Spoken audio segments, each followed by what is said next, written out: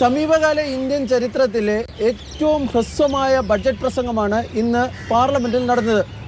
കേവലം 58 മിനിറ്റ് മാത്രമാണ് ഇടക്കാല ബഡ്ജറ്റ് പ്രസംഗം, നിർമ്മലാ സീതാരാമൻ്റെ ഇടക്കാല ബഡ്ജറ്റ് പ്രസംഗം നീണ്ടത്. ഇപ്പോൾ ഈ ഇടക്കാല ബഡ്ജറ്റിൻ്റെ പൂർണ്ണ രൂപം പുറത്തു വന്നിട്ടുണ്ട്. വസന്ത്, എന്താണ് പ്രധാനപ്പെട്ട ഇതിനകത്തുള്ള ടേക്ക് അവേസ്? ബാലു, ഇതിൽ പ്രധാനമായി പറയാൻ കഴിയുന്നത് ഒന്ന്, അടിസ്ഥാന സൗകര്യ വികസനത്തിനായിട്ട് ഏകദേശം 11.11 ലക്ഷം കോടി രൂപ നീക്കി വെച്ചതാണ്. അത് കഴിഞ്ഞ തവണത്തെയുമായി അപേക്ഷിച്ച് നോക്കുമ്പോൾ ഏകദേശം 11% വർധനമുണ്ട് അതിൽ. അപ്പോൾ അത് സർക്കാരിനെ സംബന്ധിച്ചിടത്തോളം അതൊരു പ്രധാനപ്പെട്ട ഒരു കാര്യം തന്നെയാണ്. ഇത്രയും വലിയ തോതിലുള്ള ഒരു വർധന അടിസ്ഥാന സൗകര്യ മേഖലയിലേക്ക് മാറ്റിവെക്കുന്നത്. രണ്ടാമതായിട്ട് നോക്കുകയാണെങ്കിൽ ഈ സൺറൈസ് സെക്ടേഴ്സ് എന്ന് പറയും, അതായത് ഈ സ്വകാര്യ മേഖലയിലെ ഇന്നോവേഷൻസിനൊക്കെ വേണ്ടി ഒരു 1 ലക്ഷം കോടി രൂപയുടെ ഒരു സ്റ്റാർട്ടപ്പ് ഒരു സംവിധാനം സർക്കാർ ഇപ്പോൾ നീക്കി വെച്ചിട്ടുണ്ട്. അതും ഒരുപക്ഷെ ഏറ്റവും നല്ലൊരു പ്രോജക്റ്റായി വേണമെങ്കിൽ നമുക്ക് എടുത്തു പറയാവുന്നതാണ്.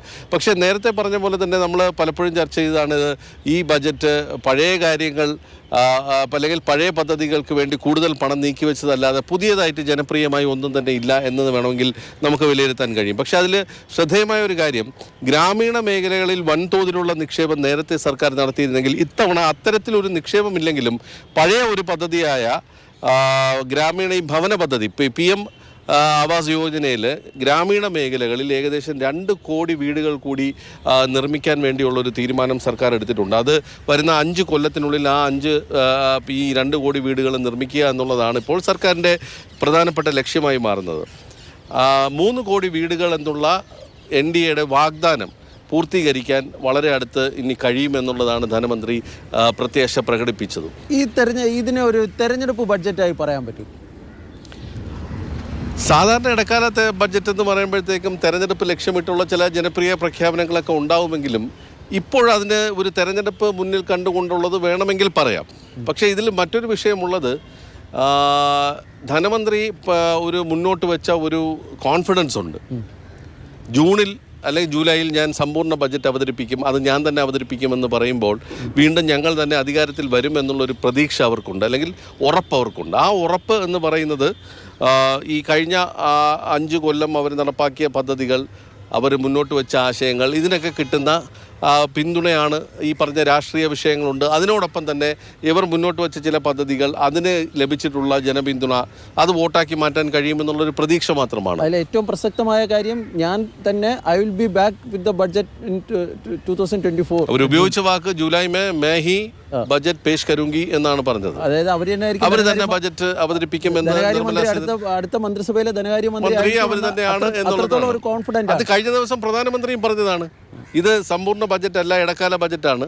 സമ്പൂർണ്ണ ബജറ്റ് ഞങ്ങൾ അവതരിപ്പിക്കും അടുത്ത ജൂണിൽ എന്ന് പ്രധാനമന്ത്രി പറയുകയും. അപ്പം ആ കോൺഫിഡൻസ് NDAക്ക് ഉണ്ട് എന്നുള്ളതാണ് നമുക്ക് ഇതിൽ നിന്നും വായിച്ചെടുക്കാൻ കഴിയുന്നത്. വസ്തുത, എനിക്ക് ഈ ബഡ്ജറ്റ് പ്രസംഗത്തിൽ ഏറ്റവും ശ്രദ്ധേയമായി തോന്നിയ ഒരു കാര്യം ഒരു വിദഗ്ധ സമിതിയുടെ രൂപീകരണമാണ്. അതായത് രാജ്യത്തെ ജനസംഖ്യാ വർധനവിനെ കുറിച്ച് പഠിക്കുന്നതിനും ഡെമോഗ്രാഫിക് പ്രൊഫൈലിലുണ്ടാകുന്ന ചേഞ്ചസിലുണ്ടാകുന്ന അതിനെക്കുറിച്ച് പഠിക്കുന്നതിനും ഒരു വിദഗ്ധ സമിതിയെ രൂപീകരിക്കുന്നു എന്നുള്ളതാണ്. വലിയ ചർച്ച ചെയ്യപ്പെടാതെ പോയതാണെങ്കിലും ഇത് എവിടെയൊക്കെ കേട്ടിട്ടുള്ളതുപോലെ തോന്നുന്ന ഒരു കാര്യമുണ്ട്. ഒരു ഉന്നതതല സമിതി രൂപീകരിക്കുമെന്ന് ബജറ്റിൽ എടുത്ത് പറയുന്നുണ്ട്. അതൊരു പൊളിറ്റിക്കൽ ഡെസിഷനാണ്. ഒരുപക്ഷെ ഈ പറഞ്ഞ ഒരു ബജറ്റ് സ്പീച്ചിലേക്ക് കടന്നു വരേണ്ട, അല്ലെങ്കിൽ ഒരു സാമ്പത്തികമായി കടന്നു വരേണ്ട ഒരു വിഷയമൊന്നുമല്ല. ജനസംഖ്യാ വർധനയും അതോടൊപ്പം തന്നെ ഡെമോഗ്രാഫിക് ചേഞ്ചസും പഠിക്കുന്നതിനൊരു ഉന്നതതല സമിതി എന്ന് പറയുമ്പോൾ അത് BJPയുടെ രാഷ്ട്രീയം തന്നെയാണെന്നുള്ള കാര്യത്തിൽ സംശയമില്ല. കഴിഞ്ഞ ദശമിക്ക് നാഗ്പൂരിൽ RSS നേതാവ് മോഹൻ ഭാഗവതിൻ്റെ പ്രസംഗത്തിലെ പ്രധാനപ്പെട്ട ഒരു വിഷയം ഇതായിരുന്നു. ജനസംഖ്യാ വർധന രാജ്യം നേരിടുന്ന ഏറ്റവും വലിയ വെല്ലുവിളിയാണ് എന്ന് മോഹൻ ഭാഗവത് പറഞ്ഞിരുന്നു.